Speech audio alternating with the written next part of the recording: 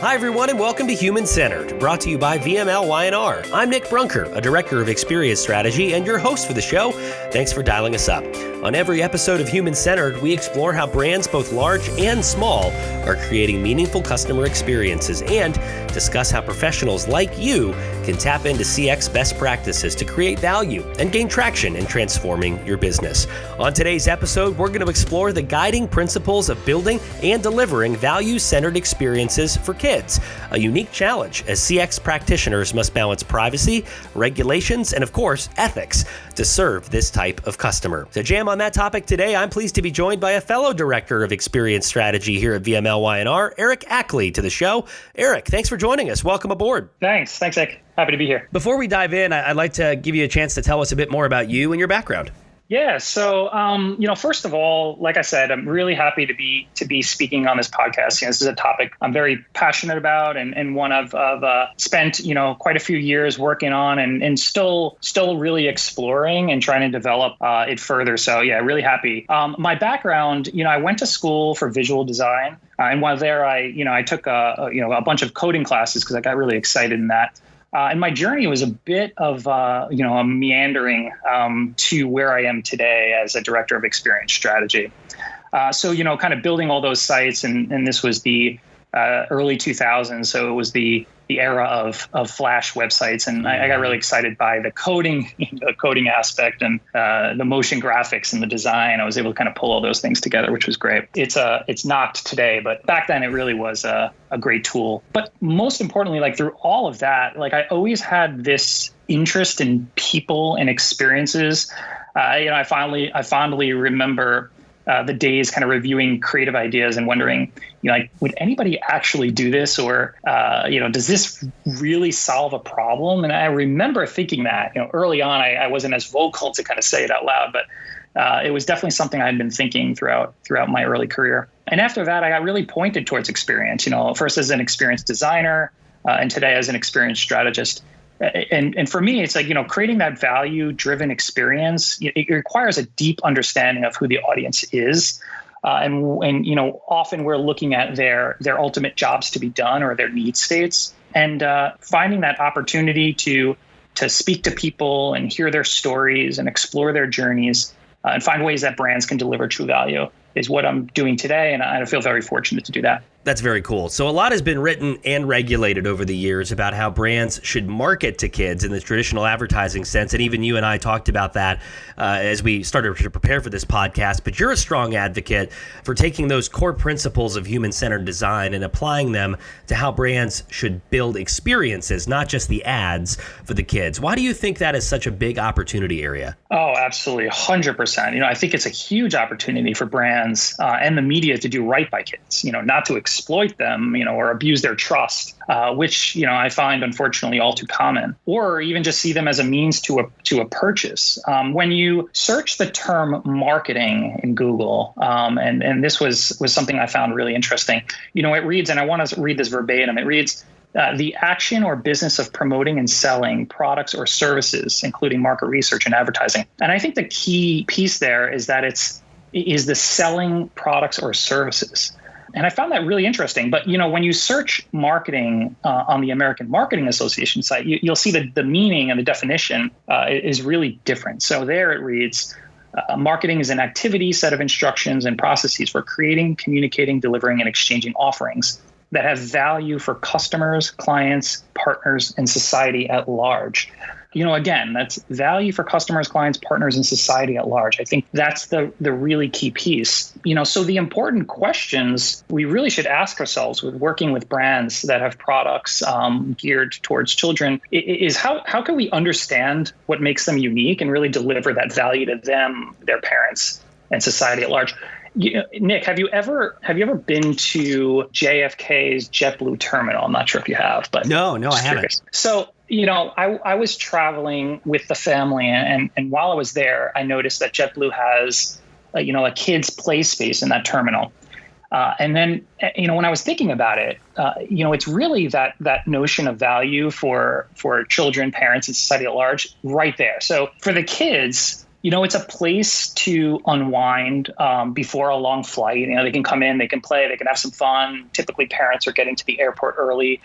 For parents, it's something to do with their child during that waiting time. But most importantly, for everyone else on that flight, like they don't have to sit on a long flight with a rambunctious child who has been sitting at the airport, in a seat for hours with nothing to do and really looking to get that energy out. So it really is a win for everyone. And it ultimately is true value. And that to me is like the core principles of human-centered design coming into play. We have to understand the needs of children, their parents, like what are their challenges? And, I personally I'm really happy that at VMLY&R, we really recognize that second definition of marketing as part of our core ethos, really building in value for people and businesses.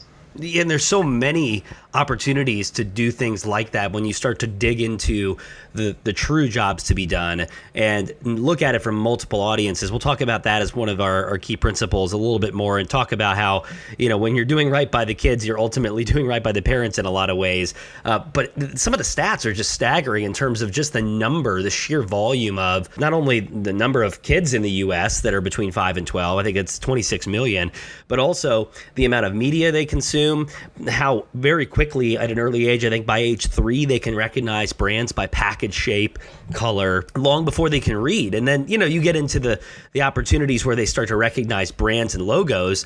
Even by first grade, they're recognizing somewhere around 200 logos. So the more you can do right by them and be a brand that not only they're going to remember, but the parents are going to remember. Gosh, that's such a huge market to tap. Yeah, absolutely. I mean, the average child, in the United States today, is seeing, it's over 25,000 ads a year.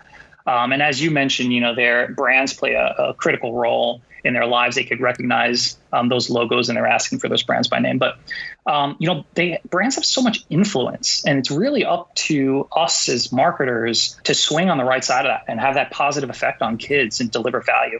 What I also think is crucial when you think about building out these experiences and thinking about areas to improve not only the kid's life, but the parent's life, is how many different platforms that they're engaging with. I mean, they're out there in far more places than ever before, kids-wise. I mean, they are playing on consoles, they're watching YouTube, they're listening to podcasts. I mean, they are in places where their day-to-day journey is absolutely multi-channel and omni-channel. And so as you think about the ways that marketers and CX pros like us have to meet them where they are, it is not an easy challenge, is it? No, not at all. I mean, they're digital natives. And I think even, the COVID pandemic, has propelled that digital usage forward by, likely a decade. It's really pushed us forward. And I think as parents, even with my kids, I'm always looking for, ways to kind of get them off, but understanding that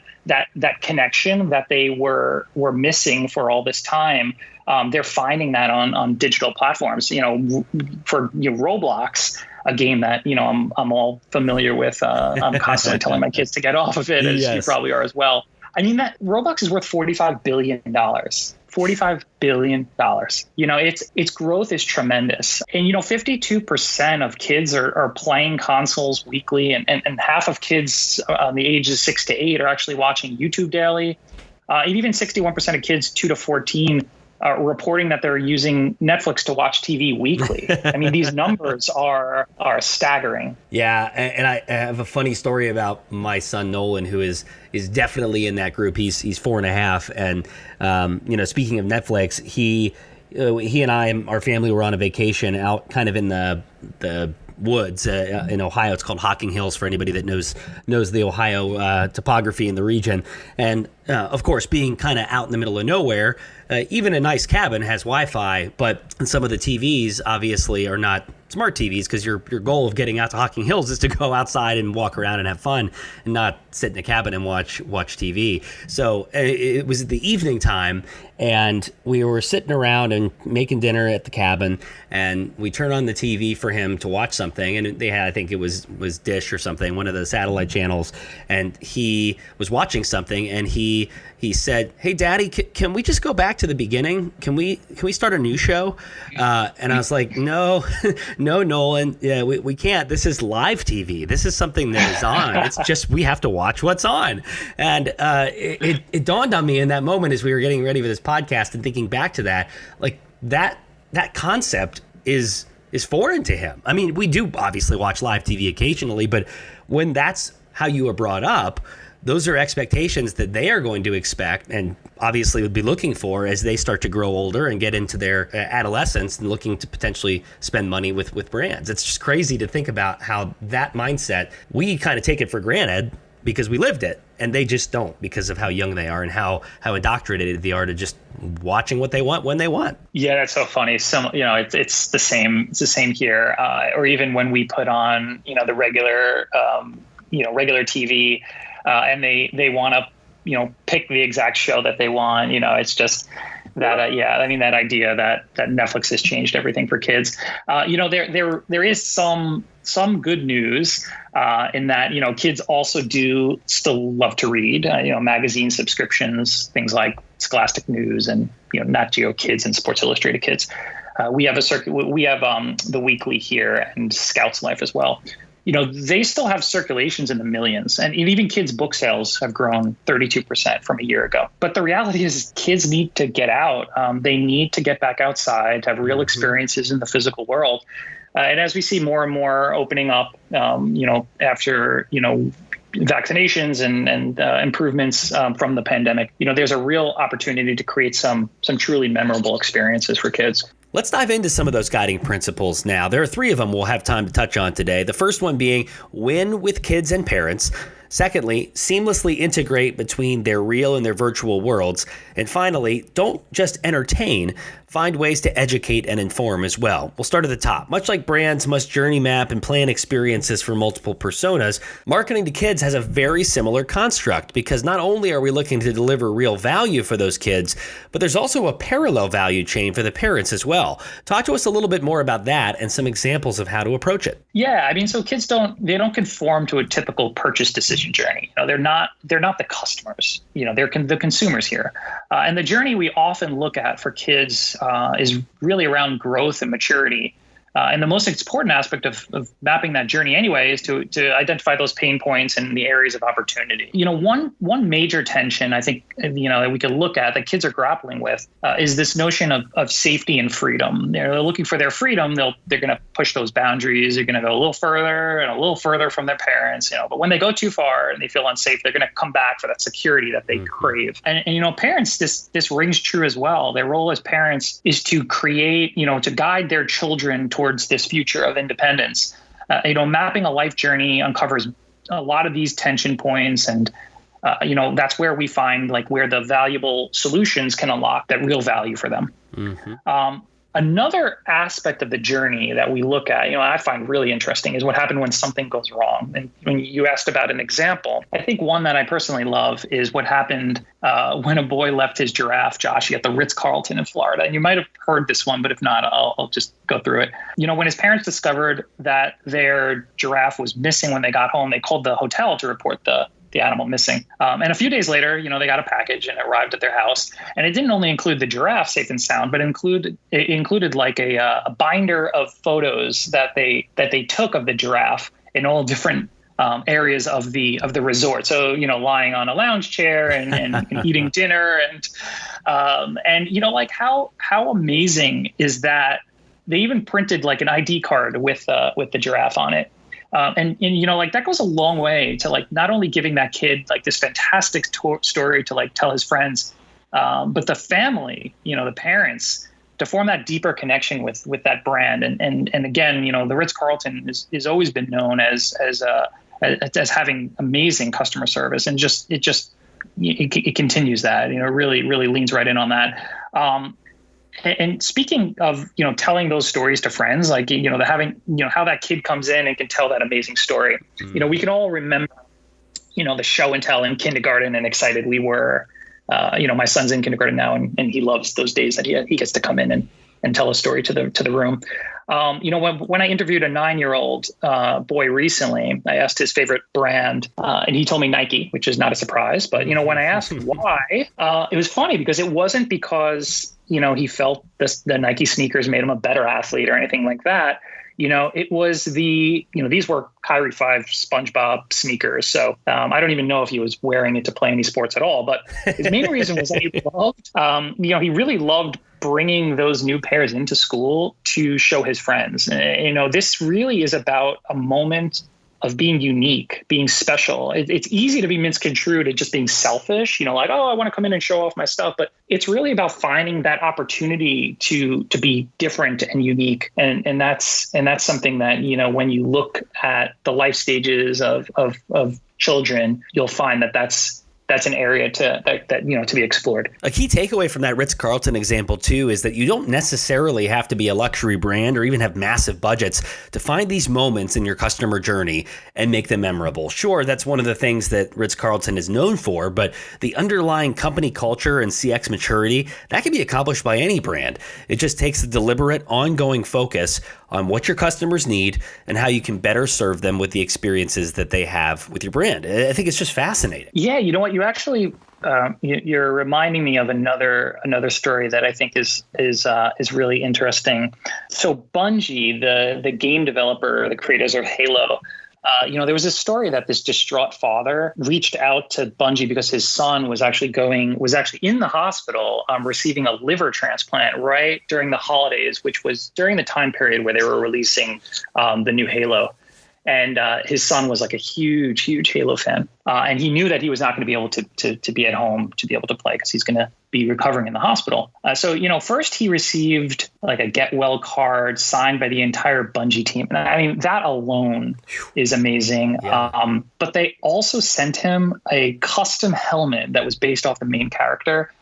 Which was just one of a kind and amazing. Yeah, I mean, it was just this really special thing. And like when I looked at this case and I was like reading through it and I saw the photo of this, kid that was smiling ear to ear, but he was stuck in the hospital, it just kind of proved the impact that brands have on people, on, families. And as we said earlier, on society at large. And I think that's where the true value comes from. One of the other key principles that we want to talk about is how marketers and CX pros need to integrate between real and virtual worlds seamlessly, and in doing so, provide the opportunities for kids to add to the story of the brand and play with your brand. And we mentioned some of the stats earlier about how just crazy many different spaces and platforms kids are engaging with these days. How can leaders best bridge the digital and the physical to enable memorable experiences through play? Yeah, so I mean, I guess this is an opportunity I have to talk about Goldfish, which is a client I've worked on for about 8 years now.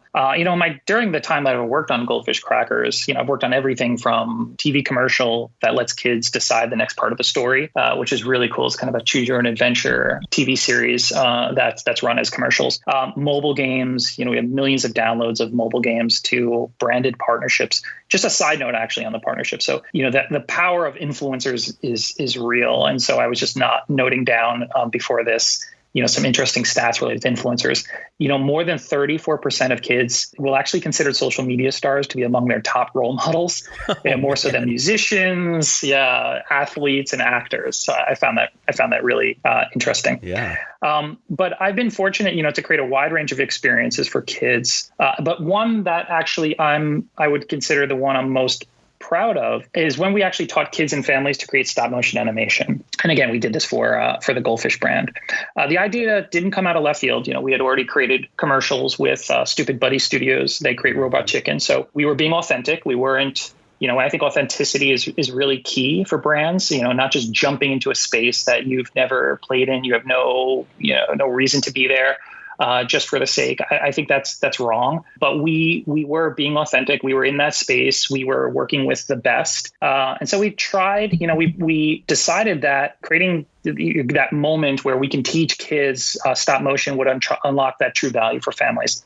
So we partnered with the New York International Children's Film Festival, and we set up live in-person and online instruction. So we taught tips, techniques, and the tools and how to use the different programs and apps to create stop motion animation. And we opened a contest across the U.S. So cool. Bringing families. Yeah, I mean, it was really amazing. We brought families together. It wasn't just the responses or actually the videos that were created, which were many and unbelievable. I mean, some of the effort involved was truly, special. But the comments we got back, families that were talking about how they haven't had a chance to spend time together for a while, and this gave them that opportunity to create something as a family. Kids were creating the voices, and the parents were jumping in and creating sets, and they were painting everything together. It was amazing, and it really gave them this memorable experience. One thing that we tapped into was the idea that goldfish crackers have a smile, and kids love to play with their food. So telling a story and using them as the cast or the characters was natural, and teaching them how to do it was really important. And that value was connected directly to the brand. So all along, as they're creating this and painting and doing voices and taking photos frame by frame, all along they're participating with the Goldfish brand, which I think is key. So cool. What a great example of bridging something physical, a very tactile thing like a goldfish cracker, and connecting it authentically with some creative digital opportunities. And not to mention on brand and authentic too, which is just crucial. And there's no question that doing those sorts of things is a key to building those experiences that are memorable for kids, especially when attention spans are what they are. But there's also something awesome and challenging about the ability to stitch those type of experiences together and then make it also educational, that has a benefit for kids so that they can grow. What are some of the ways our listeners can accomplish this? Yeah, I mean, I think it goes back to, how can you make learning not feel like learning? They're looking for entertainment. I think an example or a brand that's doing this incredibly well is Osmo. Anyone not familiar with Osmo, it's like a gaming device that combines that real physical component. So something that is in front of the kids, they can touch it and interact with it on a table in front of them, but also has a digital companion app on the iPad. And it's really interesting because the way it's set up, the iPad can actually see the physical pieces on the table and can react. So, we have a Osmo pizza game where, there's a physical pizza in front of them. And customers come into the store on the iPad and they ask for pizzas with very, very specific toppings. So they want, olives on the top, and they want anchovies on the bottom, as an example, and which is disgusting. Yeah, who wants that? I was just going to say. Yeah, a lot of them are disgusting. And the kids have to create the pizzas. They have to create them exactly how the customer wants it, and then they also have to take payment and then make the right change. So this teaches them a lot of things, like, deduction, attention to detail. They have to make sure that they put the olives in the right places and the right spots, and it also teaches them math. They have to figure out the change for each customer, and when they're done. Yeah, it's hard for me to even get them off of that, which is a sign that they're having a really good time. But I also have noticed a lot of improvement, especially with my son who's younger. He's turning 6. With the math. After he's been playing with that, I've noticed a big difference in improvement in his skills related to math. Yeah, I've had the same experience with some younger kids. My oldest is 4.5, as I mentioned Nolan earlier in my story about Netflix. But my middle child, my daughter Emma, is just over 2 years old now, and she's using the same thing. She's using Osmo. Nolan's obviously doing a little bit more of the advanced stuff that you kind of talked about, but even Emma's doing the same types of activities, although at her level. And that's what I think is really interesting about Osmo. And then you talk about the bigger theme of something that they're going to do that they can get better at, they can grow, they can develop while also feeling like they want to be on the thing. And I will share in your pain/excitement of your kids not wanting to get off of that game because they're doing something that's going to ultimately benefit them. So very, very cool. Another example that came to mind when we were thinking about this theme of brands not just entertaining but also educating was Betty Crocker. They recently introduced something called the Betty Lab, which empowers kids to connect, create, experiment, and innovate in the original lab known as the kitchen. It is very focused on STEM. They uncover all kinds of really cool scientific principles in baking and in cooking. So again, as you talked about, very authentic and very on brand, but they do so in a really kid-friendly way. So for example, they explore the role of crystallization in the making of rock candy, the chemistry behind ice cream, thermal energy as it relates to baking cakes and other great items in the kitchen. It's just a really fascinating way for them to go beyond just a product and build something that's actually both entertaining as well as educational. It's such a great idea. Yeah, I need to pick up some of those because we're a big STEM family here. You know, we love exposing the kids to that, and I can only make so much slime before it's not only all over the house, but you know, it's we've been doing a lot of slime lately. So definitely interested in picking up some of those. So quickly recapping the key principles again: 1, win with kids and parents. 2, seamlessly integrate between their real and virtual worlds. And 3, don't just entertain, but also educate and inform. Before people dive in, though, to executing any and all of these principles, it's crucial to do no harm, as they say. Tell us some of the key watch-outs that leaders should have in the back of their minds as they start to think and develop new solutions for kids. You know, I think it's really important. Obviously, there are a lot of rules in place. There's COPPA, which is the Children's Online Privacy Protection Act. There's KRU guidelines. There's marketing for any food products that are deemed unhealthy. Michelle Obama made a big initiative towards that, which is great. I mean, all of this is in service to the child to make sure that we're not, taking advantage or doing the wrong thing. So, I think that there's a lot that, anybody looking to market towards children need to know and understand. And I think it's all done in the right mindset. And so ultimately, do no harm is where we should all be thinking. Before we run out of time, I'd love to ask you, what are some of the more memorable brand experiences you've had with your kids over the years? I know you mentioned JetBlue earlier, but are there any others that stand out to you? Yeah, I mean, there's a lot, big and small. We try to make experiences of my kids coming into work, which they love. But one, which I'm sure is going to be cliche, but it's still they're nailing it, is we as a family went on a Disney cruise, and it was just an amazing experience from the moment we booked the tickets to when we sailed off. We got a little welcome package in the mail, and the kids were super excited. They had the tickets in there, and we were able to go on the app and take a look at the ship. To boarding on the dock was great, and they got to take pictures with Disney and friends. And you can tell, you can really, really feel while you're on that ship that there are people behind the scenes, experts who have really looked at the experience end to end and really kind of mapped that and understood what is it, what are the pain points, what are the frustrations. For example, the kids went into the kids club, which we thought was going to be a problem, but it was so amazing that they had no issues going in there. They were actually excited to go in there, which gave my wife and I some time to go to the adults only restaurant. Totally. But again, a lot of people feel really nervous kind of doing that. And so they make that really easy, and you feel really safe because the kids have a wristband that can't come off, and it's geolocated, so at all times where they are within the kids club, which happens to be actually really large. But you feel really comfortable, and excursions, every aspect of it was designed for families in mind, and really delivered on a fantastic experience. What's really cool about the example you just articulated is you can see the through line to each of those 3 key principles that we talked about in the podcast: winning with kids and parents, seamlessly integrating between the real and virtual worlds, and not just entertaining, but also educating and informing.